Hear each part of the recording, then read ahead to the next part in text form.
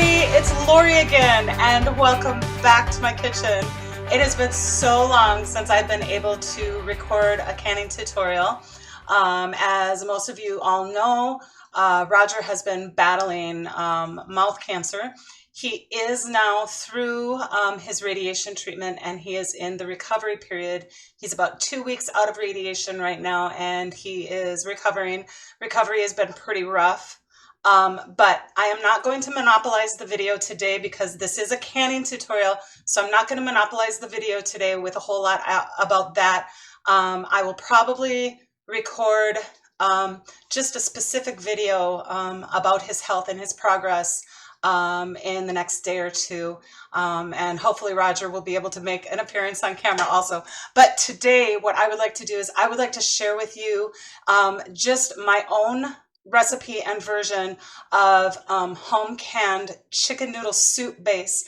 Now, chicken noodle soup is something that we absolutely love to have on our shelves, and I tend to not make it real spicy just because of the fact that chicken noodle soup is used a lot of times in our home when somebody is maybe feeling under the weather, you know, their stomach is upset, or maybe we're battling the flu, and you know how comforting chicken noodle soup can be at a time like that. So I don't put any funny business like garlic or, you know, a whole ton of onions. I do add a few onions, but I try to keep it a very basic recipe just so that if somebody is needing it when they're not feeling well, they just have that wonderful kind of easy to the stomach type of chicken soup. All right, now when I say chicken noodle soup base, I mean that I can my chicken noodle soup without the noodles in it. Now y'all know that I do can noodles, all right? I am not against canning noodles, but I personally, in my own experience, have found that when you can pasta, it needs to be a very carefully balanced thing between fluid in the jar and pasta in the jar, all right? Pasta, when it is exposed to uncontrolled amounts of fluid, pasta will continue to just absorb fluid even after the canning period is done. All right, if it's floating in water, it's just going to keep absorbing it, and the pasta will eventually kind of just turn back into flour, for lack of a better explanation. When I can pasta, I usually can my pasta in a tomato-based sauce or a cheese-based sauce where the fluid level is just kind of a 50-50 fluid level, so that when the pasta rehydrates inside of the jar, it has just pretty much absorbed only the amount of fluid that I have allowed to be inside that jar. So it can only soak up so much, and that's what keeps it firm and good. Now, when I'm doing my chicken noodle soup base, there's a lot of fluid in this jar. And so if I add pasta to it, that pasta is just going to go crazy and absorb up all of that fluid, and then the pasta is going to fall apart. So I elect to can my chicken noodle soup base without the pasta, and then when I go to heat to serve it, I just add a few handfuls of pasta and boil them up until they're nice and soft. So another little trick that I would like to share with you before I even begin packing my jars and sharing my recipe. When I make homemade chicken noodle soup, I always tend, or when I can it, I always tend to like to pre-bake my chicken, all right? I don't raw pack my chicken for this. And the reason for that is that raw meat renders its own juice inside of the jar. And since in chicken noodle soup, we're usually adding broth to it, it's really hard to know how much broth to add because we don't know how that chicken, how much juice that raw chicken would render inside of the jar. And so it's really hard to know a fluid level. I will also tell you that there is a difference between raw packed chicken and cooked chicken. Raw packed chicken tends to be very, very soft, and it's almost as if after canning, it's almost as if you have cooked it in a crock pot on low for like 8 to 10 hours, okay? It's a wonderful stuff. It's very moist, it's very soft, all right? And I do love raw packed chicken for quite a few things. But for my soup, I prefer to use cooked chicken, not only for that rendering its own juice type thing that I already stated, but also because cooked chicken that then goes on to get canned has more mouthfeel to it. It's the mouthfeel, the chew factor is more like roasted chicken from an oven, all right? So raw packed chicken, it comes out like it's been slow cooked in a crock pot for 8 to 10 hours, where canning cooked chicken generally has a little bit more mouthfeel, okay? Hopefully you understand that. Another thing I will share with you is I have for years just canned any type of chicken, and I still do, but I prefer to can dark meat, okay? I prefer to can the thighs and the legs. And if I am canning the breasts, I always combine that breast meat with some of the thigh or the leg meat, because chicken breasts tend to become very dry.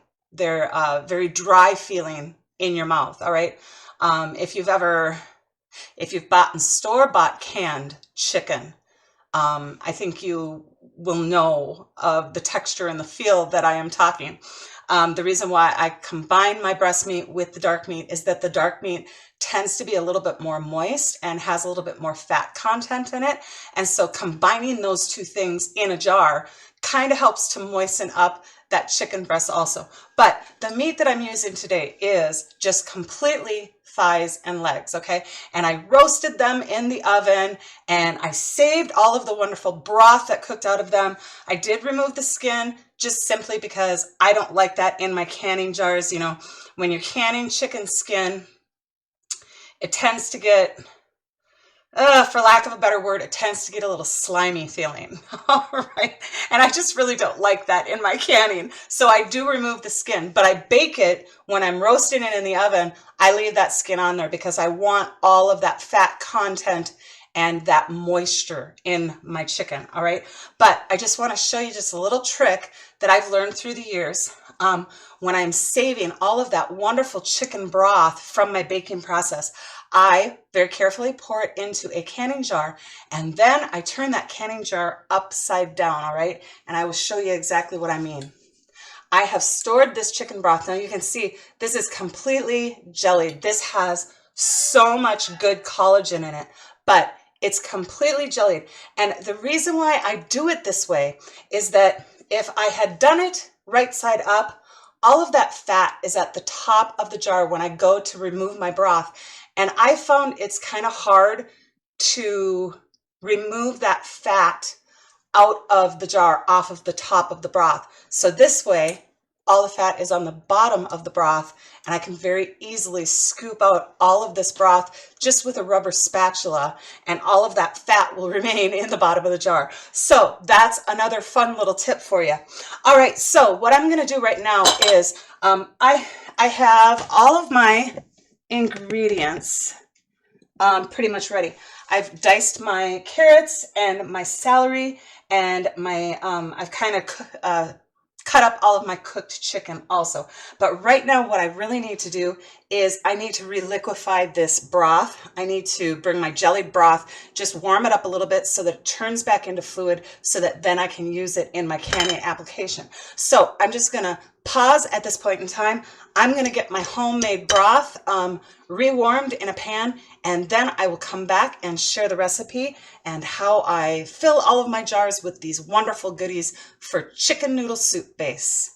All right, guys, so I decided that since I was going to talk about how how I do my broth and why I do my broth this way, I decided since I'm going to talk to you about it, I might as well show you. All right, so this is completely chilled homemade chicken broth, all right? And you can see that I have a lot of like little bits and pieces of chicken or whatever that was in the broth, and that's absolutely fine. But what I really want to show you is that now what I can do is just turn my jar upside down, and that broth pretty much separates itself right from that fat layer at the bottom of the jar. And this is why I turn my jar upside down. And like I said, I'm just using a rubber spatula, and it just separates itself completely from that fat layer on the bottom of the jar. All right, no trying to scoop it off of the top and, you know, it busts apart and you're digging out all those little chunks of fat or whatever. It's in the bottom of the jar because you filled it and stored it upside down while it was chilling and solidifying. So just another little tip. All right, I'm gonna get this melted and then I will be back. All right, so I'm back. I have just simply heated my homemade broth just to the point where it's completely melted. Okay, I did not bring it to a boil. It's not super hot. I just heated it enough to melt it. All right, and that's kind of an important thing because I'm working with all pretty much cold food items. And what I mean by cold is that, you know, obviously my chicken, after I baked it and took it off the bones, I stored that in the refrigerator. I store my carrots in the refrigerator. I store my celery in the refrigerator.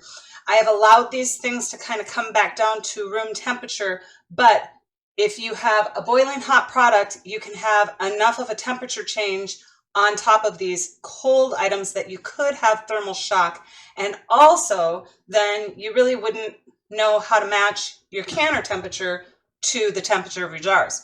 So I prefer just to melt it just to the point where it's melted. It's not hot, it's just melted. And everything else is pretty much at room temperature, and my canner is at room temperature.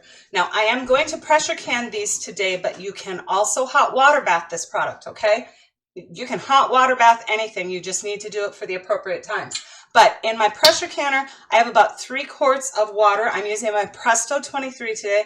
I have 3 quarts of water, cold water, room temperature water. And I've added about 1/4 teaspoon of cream of tartar to my canner water. Now, I prefer to use cream of tartar in my pressure canning because it is not as corrosive as vinegar is to today's modern lids and rings, okay?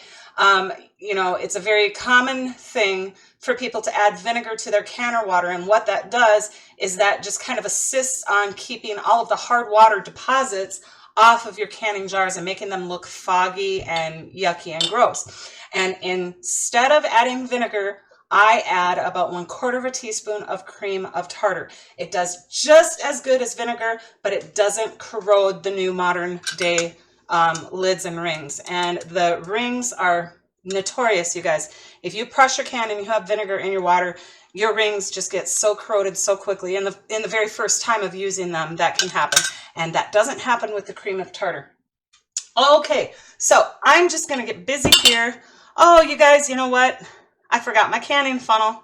I'll be back. Okay, so I have my canning funnel. Now you will see today that I am using both regular standard canning jars, all right? These are just regular mouth jars. It doesn't matter whether you use a regular mouth or a wide mouth, doesn't matter. But I have standard canning jars, and I am also reusing store product jars today, all right? So I have quite a few of these store product jars with 1-piece lug lids. Like this one, you know, I can obviously tell that this was a spaghetti sauce jar. When I'm reusing these, I make sure that after I wash it up well and the lid well, I store them together so that I know exactly what jar that lid went on. They are a little bit interchangeable, but I just prefer to store them with the lid on, all right?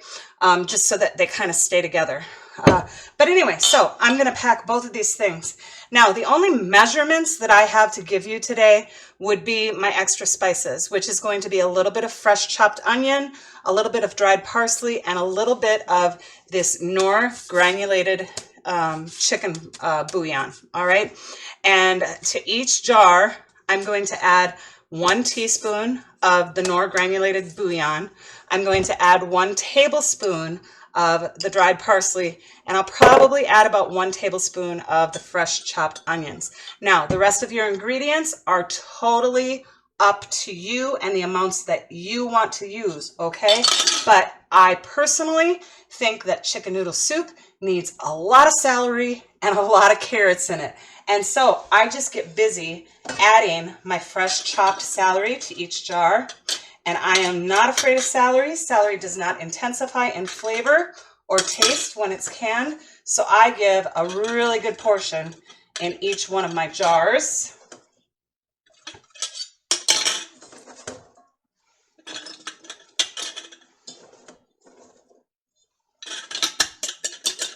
And there too, your carrots, you don't have to be afraid of carrots. It's just however many you want to have in each one of your jars.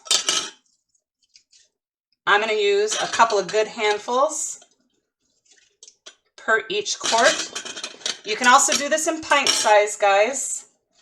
It's just up to you and, the size of your family or how many people are going to be, helping eat this soup. But as you can see, I'm not afraid of carrots or celery. I've got a really nice portion in each jar. And then I'm going to go ahead and I'm going to add my chicken. Now, your cooked chicken, this is again, however much you want to have in each jar of soup. But I'm not afraid of adding quite a bit of chicken to this either because I want every person in the family to get a little bit of that chicken. I'm not skimpy and I'm not afraid of it. So in that chicken goes, and you can see, yes, I am packing my jars pretty full, all right? Celery, carrots, and chicken. And the chicken I brought up kind of to the shoulders. Sorry, I'm off cam. Kind of up to the shoulder of the jar. That's about where my chicken level is. And I'm not packing that in there tight. I'm just kind of dropping it in. I did press it down just a little bit to settle it so that I could, get an even coverage of chicken in there. But we're not packing this in by any means.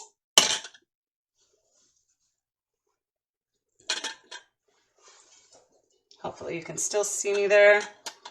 There we go, you guys, so quick and easy. And this is the wonderful thing about having all of your ingredients ready to go and in the jar. You can pack these jars so quickly. It's not an issue at all.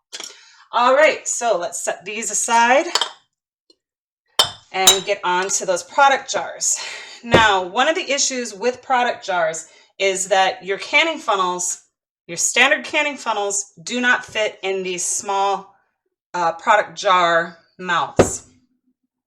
If you can find an aluminum or a tin canning funnel, and I don't know if they are still manufacturing these new, all of mine are just old vintage ones.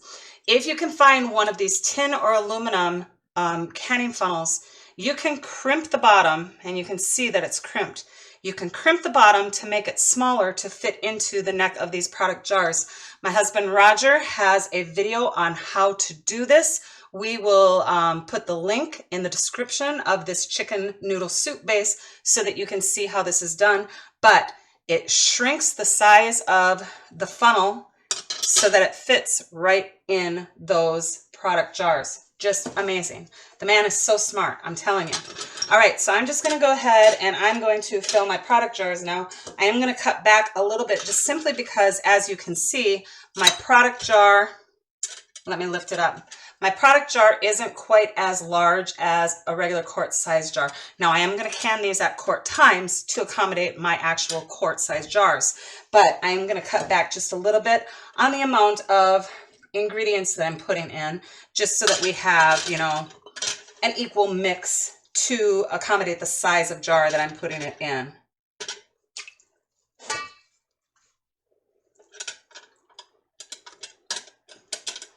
All right, guys, so I'm just going to go ahead and I'm going to continue packing my jars, and then we will come back and I will show you the seasonings that I choose to put in my jars, okay?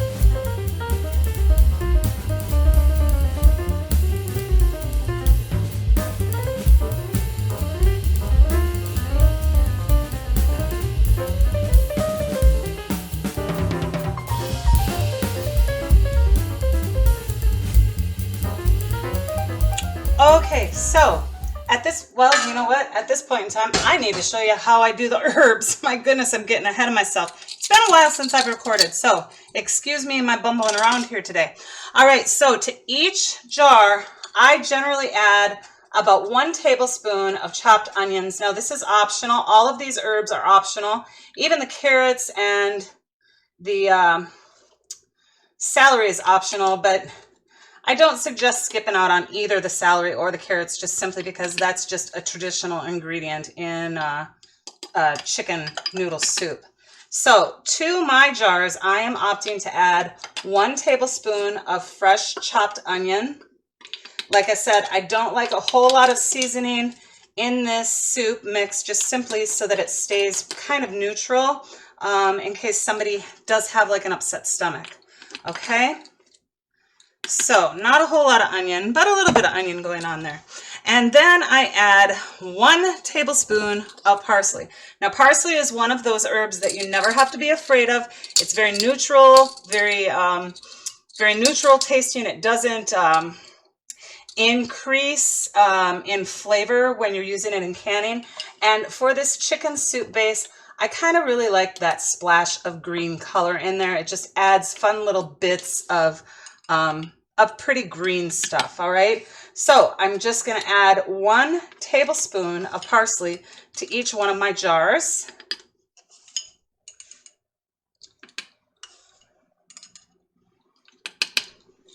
And then we are going to go on to the dry chicken broth.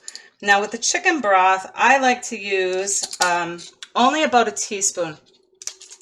Now this Knorr stuff is amazing granulated chicken bouillon, but it is pretty strong, number 1, and number 2, it's pretty salty. And you will see that I will not add any additional salt to this, to these jars, because I'm using the granulated bouillon. All right, but because of how strong tasting it is and because of the salt content, I just use 1 teaspoon of this granulated chicken broth per jar. And this just adds a little bit more chicken flavor. It adds some interest and depth.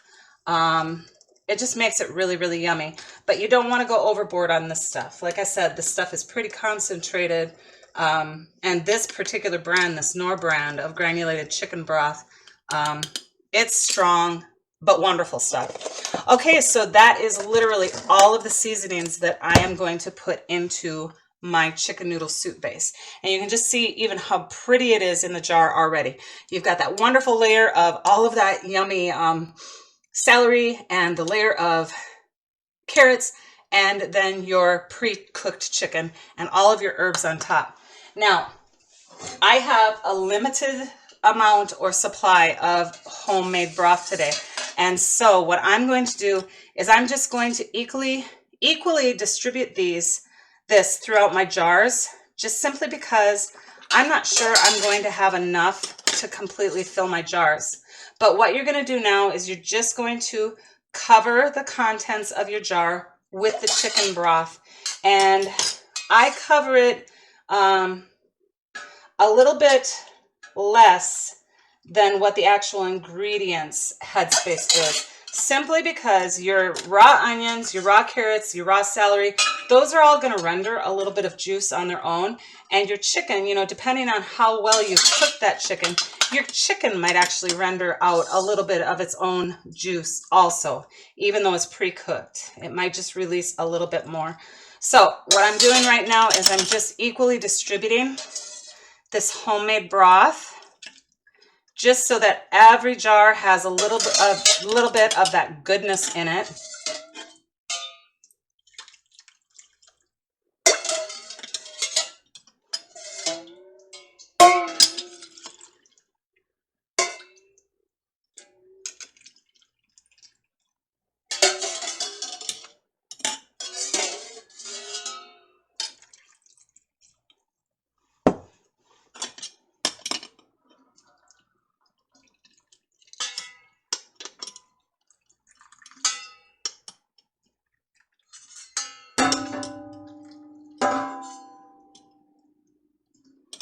Okay, and we will set that aside. And like I said, if you have enough homemade broth, to completely fill up your jars. Oh, I guess I'm not even aimed down very well, am I? Here, guys, sorry. If you have enough homemade broth, you just go ahead and continue filling your jar. Now, I like to fill up my jar with the fluid about at the shoulders of the jar, or approximately 1.5 or 2 inches with the fluid. And the reason why I do that is because, like I said, that that celery, those carrots, and maybe even your pre-cooked meat are going to render a little bit of their own juice. Things are going to cook down, they're going to settle, but they're going to release a little bit of their own fluid. And so if you fill it to about the shoulders of the jar, or 1.5 to 2 inch head space with chicken broth, you're going to have just the perfect completed amount and level when you are done processing it. So I'm just going to continue filling with, I've got a little bit of store-bought chicken broth here. I'm just going to continue filling my jars to top them off with some store-bought broth. So just carefully pour that in. Don't get it over full, and I don't know if you're even going to be able to see what the fluid level is that I have here, but I've got a fluid level of about up to here. Now you can see that my chicken and stuff is a little bit above that, but I have stopped the fluid level about 1.5 inches or 2 inches down in the jar.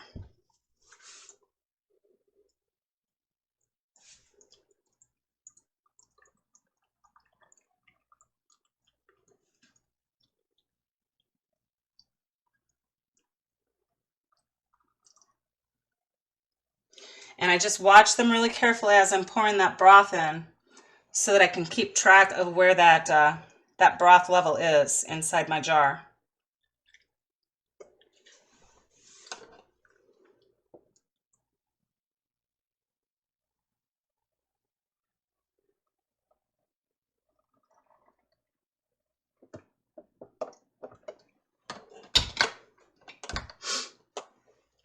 Hopefully the camera is picking up what's going on there, and you can see the fluid level going up. Just slowly pour it in so that you can keep an eye on that fluid level. Stop at about 1.5 or 2 inches headspace. Now I promise you, you guys, even though, you know, you can see that I'm not completely covering up all of my ingredients on the top, this is going to cook down and they will all be covered by juice at completion when I'm bringing them out of the canner.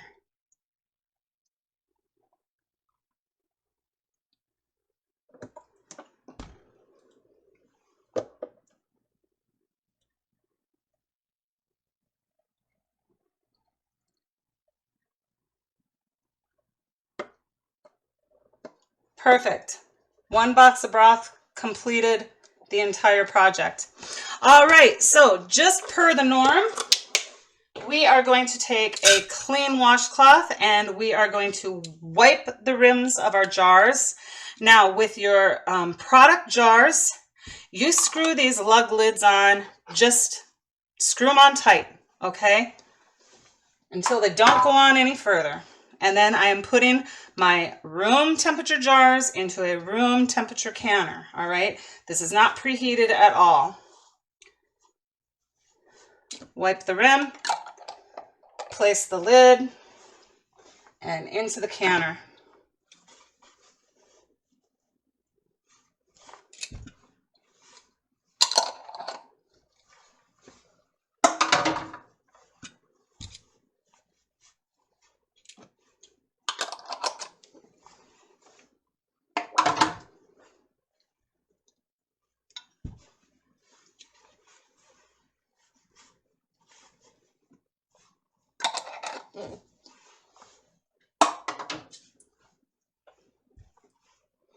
All right, now we're coming to our regular standard canning jars.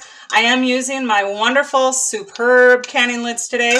Now I have noticed that with the Superb canning lids, if you tighten them fingertip tight like most other lids, you will experience them buckling, heaving up and buckling. The Superb lids have such a wonderful thick blue sealing compound that it kind of has a hard time allowing the air to vent out of the jar during the canning process. So what I have learned to do is I put these on just a little bit looser than other canning flats, all right? I just turn my ring until the first point or first indication of resistance. I do not fingertip tight like most other canning jars. I just do to the first point of resistance. And then when I'm removing them from the canner, I do gently just tighten them a little bit. I have not had any failures doing it this way at all. They're amazing lids. I highly suggest that you give them a try. The best lids on the market, to be honest with you. So I just screw those Superb lids on to the first sign of resistance. Now, if you're using other type of lids, you know, whether it be the 4 jars or ball or Kerr, you would do fingertip tight and then into the canner. But with the Superb, I just to the very first signs of resistance and then I'm done.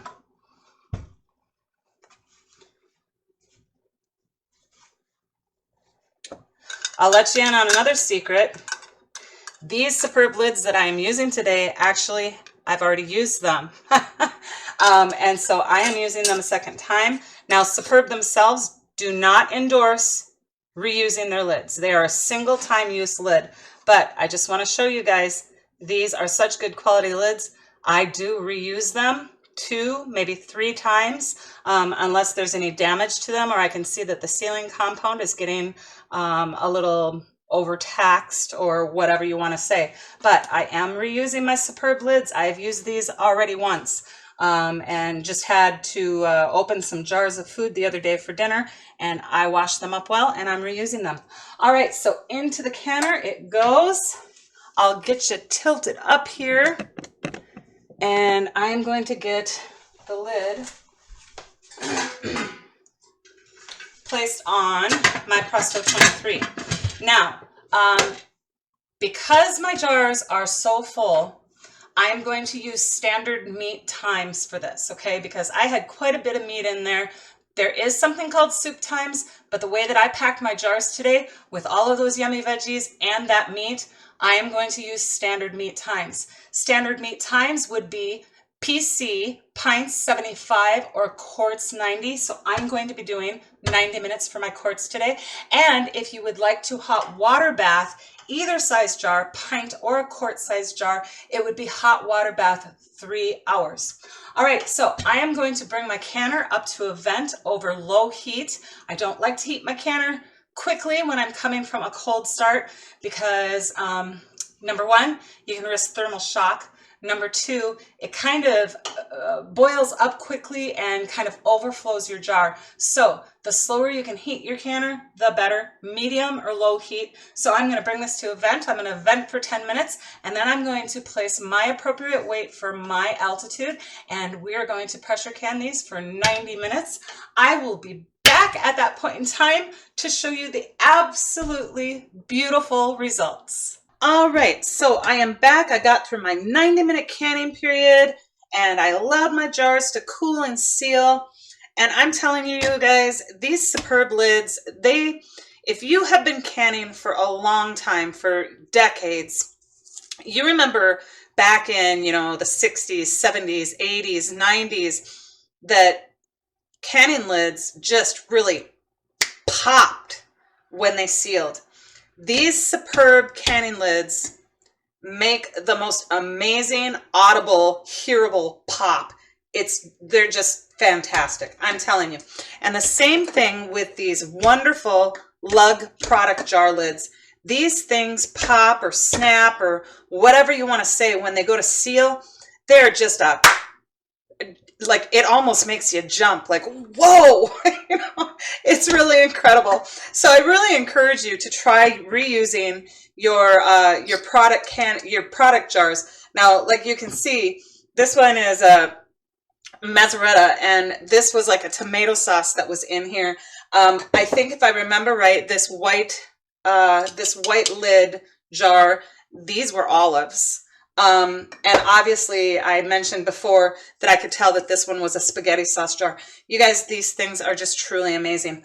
But anyway, let's get back to what we're doing here now that I I had to sing all the praises of product jars and superb lids.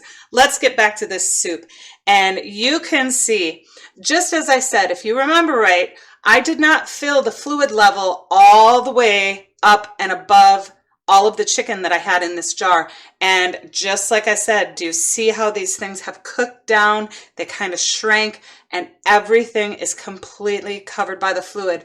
My carrots and my celery, they have rendered a little bit of their own juice. The chicken might have rendered a little bit of its own juice, but you can see that everything is now covered by that fluid, because in that cooking and canning process, things kind of settle and shrink down a little bit. And look at these beautiful, beautiful layers of veggies and meat. Just absolutely divine. Look at how beautiful that is, you guys. Just gorgeous. And you can see all of those wonderful herbs that I put in there, you know, like the parsley. The parsley is at the top of it. There is a little bit of fat, and you know what? That's good. Natural fats, you know, from meat products and things, those are not the fats that we need to be afraid of. In fact, our bodies kind of need that. Our brains need that. It's all of those manufactured trans fats and, you know, things like Crisco and whatever. But don't be afraid of meat fat. Seriously, it's really good for us. Our body needs it. So a little bit of fat. Now, like you saw in my broth jar, I had like 2 inches of chicken fat in each one of my broth jars, and that to me was a little excessive. So I did, you know, I did opt to skim all of that type of fat off, but you can see that each one of my jars has a little bit of that good nutritious fat in it, and just how beautiful this soup comes out. All right, so today, oh, and another thing that I want to mention is after your jars seal and cool, allow them to seal and cool at least for 12 to 16 hours, all right? You know, it doesn't necessarily need to be 24 hours. If your jar hasn't sealed in 24 hours, in my opinion, you need to reprocess and recan it. Usually, your jars will seal within like the first hour or 2 hours, but you don't want to disturb them until they are absolutely completely cooled off. And after any canning process, after they are cooled and sealed, remove that ring and scrub those jars up good. If you've had any overflow issues or any siphoning issues, that food can get trapped in the threads of this jar. So you always want to remove those rings and wash this jar up really good. Now, I'm not going to get into the discussion of whether you should store with the rings on or off. I personally was taught to store with the rings off. If you have properly canned your goods, there is no reason for that ring to be there. That vacuum holds this flat lid on with no assistance from that screw-on band. That screw-on band shouldn't be needed to keep your jar sealed, okay? So I was just always taught to always take the bands off. That's a really good way of also checking for your seals too. And another good test is, along with seeing that it's concaved, you can kind of listen. And if you have this nice tight tap on your lid, you know it's sealed. Another thing is just take 2 fingers and just try to, just by holding onto the flat lid itself, don't grab the whole jar itself, but just on the flat lid itself, you should be able to support that entire jar of canned goods by the vacuum seal of that flat lid. All right, that's how you know that those are sealed. With your product jars, most of them do have a button that you can see has popped down if it's sealed, but again, nice and tight. And if you put a butter knife across your lid, there should be a little space underneath that butter knife, and that will tell you that that jar has been properly sealed. Okay, so what I want to do today is I want to show you my chicken noodle soup base, how I go on to prepare this as a finished meal. And actually, you know, I guess the camera really isn't in that bad of a spot, but I'm just going to go ahead, and I've got a little vintage jar opener here.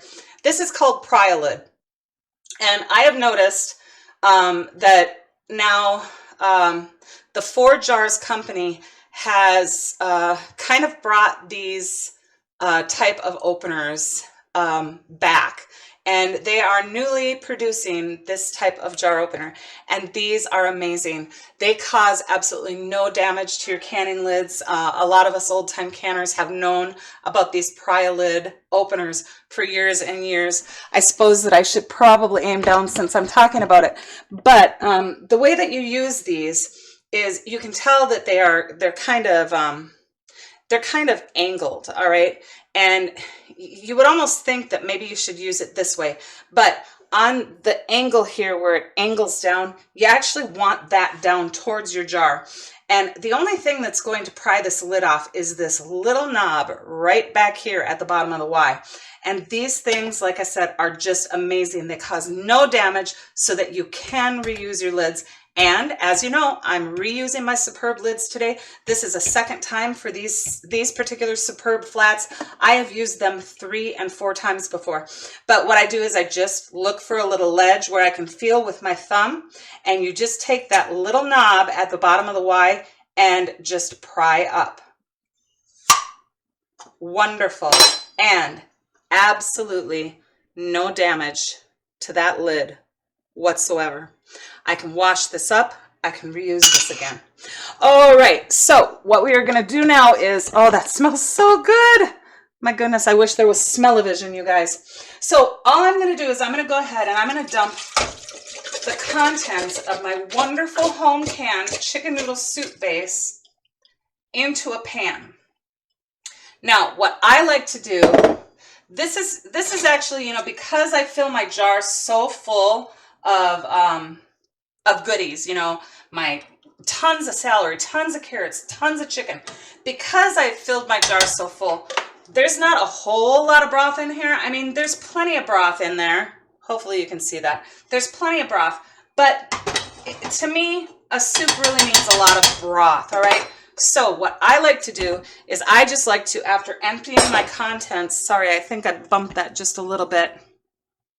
After emptying the contents of my soup jar into my pan, I like to add an entire quart of water to that to kind of make it more of a soup with lots of fluid, okay? And what I'm gonna do is at this point in time, I'm just gonna crank that puppy up on the stove and I'm gonna get it to boiling. And then I'm gonna add some noodles, cook those noodles in this wonderful soup base, and then I'll show you the amazing results. Now, sometimes because I do add an additional quart of water to kind of make the soup stretch a little bit further for all of my family members, sometimes I will taste it and elect to add just a little bit more of that instant granulated chicken bouillon. So after I get this to boiling, we'll come back and we'll taste test it before I add the noodles.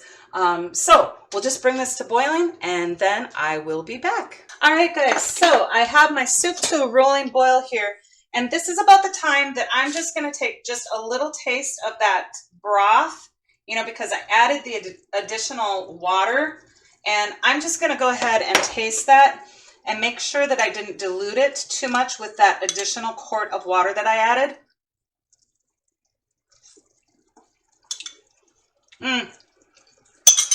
That is so yummy. I think, going to take and add just a tiny bit of broth, bouillon, just the granulated bouillon, maybe about a teaspoon. It also adds a little bit of additional salt flavoring. And then what I'm going to do, we're at a nice good rolling boil here, just like any other time that you're just going to plain cook noodles. I just take and add a couple of handfuls of dry egg noodles. And I'm just going to allow those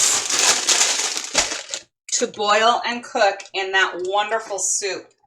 So we will be back in just a few minutes after those noodles have cooked and softened, and I will show you the amazing results. All right, so my noodles have been boiling in my soup for, oh, I don't know, approximately 5, maybe 10 minutes. I'm just going to fish out a little noodle here and just test it for doneness. Those are nice and soft. Egg noodles don't take very long, obviously. Oh my goodness. all of that wonderful chicken flavored broth has kind of cooked into the noodles just in that short time. Now, you are going from soup in your jar to a ready-made meal in literally about 10 or 15 minutes. It does not get any easier than this. And when you're not feeling well or somebody else is not feeling well in your house, this is such a comforting thing that you can prepare for either yourself or them. You guys, just absolutely amazing and beautiful. Look at this wonderful, wonderful chicken noodle soup. Now there's a lot of steam going on here. Look at these lovely pieces of carrot. I'm going to see if I can maybe stick one of those with my fork. There you go, guys. Tender, but not falling apart. And remember, I raw packed these. I also raw packed, the celery and the onion that was in there. But look at how well those carrots hold up to the canning process, even at 90 minutes. Just beautiful. Look at this wonderful chicken that I have in here. It can be stuck with a fork. Just beautiful. You've got all of those lovely bits and pieces of parsley in there. I'm telling you, if you would like to, you could add a little bit of cream to this. You could thicken it as more of like a stew if you wanted to. You guys, it's so versatile and it's so delicious. So I'm going to page up here. Let's see. And let's try. Whew, that's hot. Let's try a little bit of this beautiful chicken noodle soup.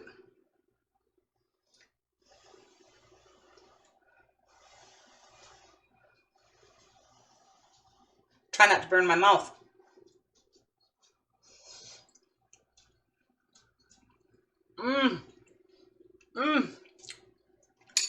You guys, that right there is a little bit of heaven. I'm telling you. I just want to give my bowl a hug. Just so fantastic. Like I said, while I finish chewing. And actually, that really makes a good point. That chicken, that's what I was chewing on.